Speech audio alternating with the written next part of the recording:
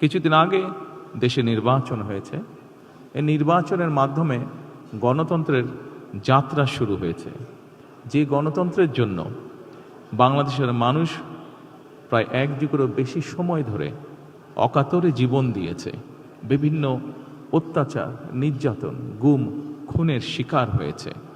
এত ত্যাগের বিনিময়ে আমরা আজকের এই গণতন্ত্রের যাত্রা, যেটি সূচনা হচ্ছে বা হয়েছে নির্বাচনের মাধ্যমে, সেটির সুযোগ পেয়েছি।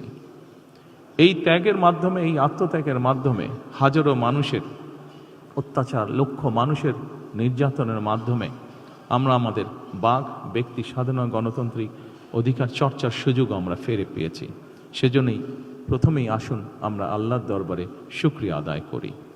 সম্মানিত উপস্থিতিবৃন্দ, বাংলাদেশের মানুষ আজকে অনেক প্রত্যাশা নিয়ে, অনেক আকাঙ্ক্ষা নিয়ে, অনেক আশা নিয়ে আমাদের সকলের দিকে তাকিয়ে আছে, বিশেষ করে রাজনৈতিক দলগুলোর দিকে তাকিয়ে আছে।